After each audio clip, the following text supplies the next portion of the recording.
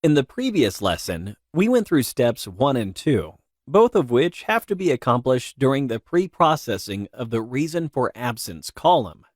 While doing that, you may have wondered why we keep the reason columns variable as a detached, separate object from our main data frame, which is df. If that was the case, then your intuition was right. As a matter of fact, we should combine the two objects. Let's move on to doing that. Step 3. Concatenate. I'll check the current state of df. There's no sign of a reason for absence, so what we want to do is add the newly created reason type columns to this data frame. The pandas concatenation function will do the job. To the existing df, we will assign pd.concat, which is short for concatenate, and then enlist the objects we'd like to appear here. df, reason types 1, 2, 3, and 4. Finally, since you want to combine objects horizontally, don't forget to add axis equals 1. If you skip this part, the data from the reason type columns will be added to the table in a wrong way. Therefore, having written the code correctly, let's run it and see the content of the df data frame. Awesome!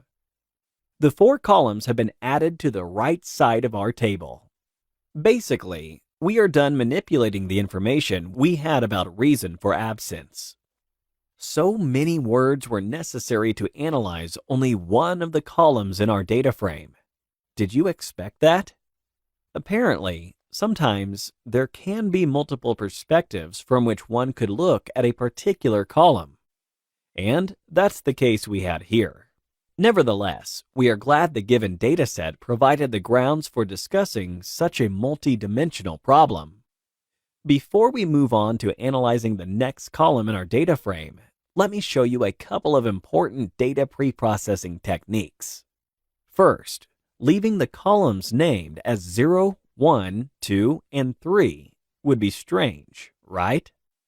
These 4 digits convey nothing to the audience, so naturally, we would like to assign column names in a more meaningful way. There are a few ways to do this, and here's the one we prefer. .columns.values will retrieve a list with the column names for you.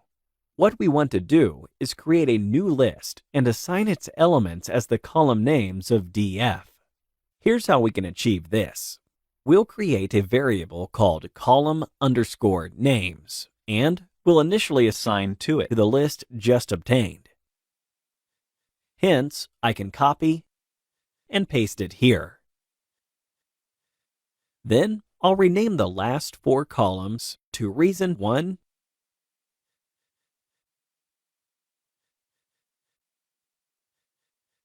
2, 3, and 4, respectively. Execute the cell to create the list. Great! To assign it to the columns of our data frame, we need to type df.columns equals and then place the name of the newly created list, column_names. Now, we have to check the content of df. By the way, it is not necessary to display it in its entirety anymore, as we are done with the analysis of the initial state of the data frame. The head function will display the top 5 rows of our data table, together with the relevant column names, and the latter is what we are interested in here. The column names are just the same as the ones we have in the column names list. Perfect! This will do for now. In the next lecture, we'll look into another interesting technique. Thanks for watching.